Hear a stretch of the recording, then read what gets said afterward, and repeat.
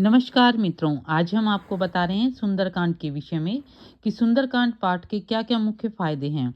रामचरितमानस का एक बहुत ही शक्तिशाली और चमत्कारिक कांड माना जाता है। इसका पाठ करने से जीवन में कई कष्टों से राहत मिलती है। सुंदरकांड के मुख्य फायदे इस तरीके से हैं।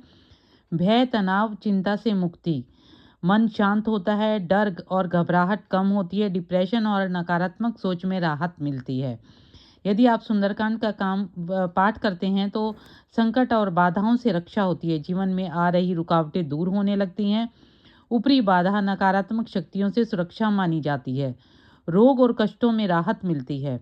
लंबे समय से चल रही बीमारी में मानसिक बल मिलता है। विशेष रूप से भय, अनिद्रा और बेचैनी में बहुत ही लाभकारी है सुंदरकांड का पाठ। पारिवारिक सुख और शांति प्राप्ति होती है। घर में कलह कम हो जाती है। यदि आप रेगुलर सुंदरकांड का पाठ करते हैं, पति पत्नी और बच्चों में प्रेम व समझदारी बढ़ती है।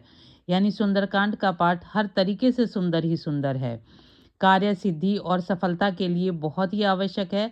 रुके हुए, यदि आपके काम बहुत रुक रहे हैं, रुके हुए हैं, तो पूरे होने लगते हैं। नौकरी, व्यापार और परीक्षा में सफलता की मान्यता मानी जाती है।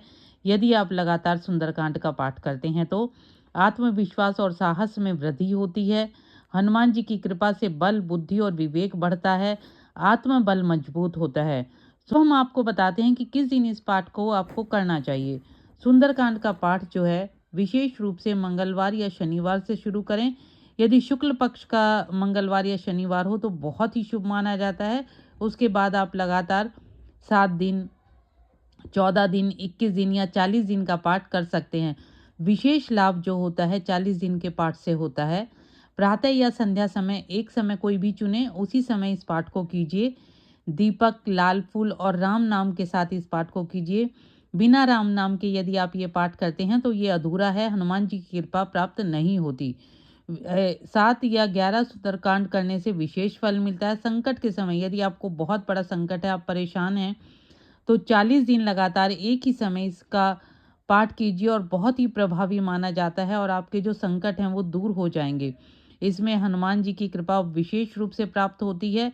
चमेली के तेल का दिया, तिल के तेल का दिया, सरसों के तेल का दिया, घी के तेल का दिया, आपके पास जो भी अवेलेबल हो आप लगाकर बैठें, आसन पर बैठें और हनुमान जी से प्रार्थना करें कि जो मैं सुंदरकांड कर रहा हूँ उस चीज़ को आप मेरे पूरा कीजिए। विशेष रूप से हनुमान जी और राम जी की कृपा आराम प्राप्त होगी।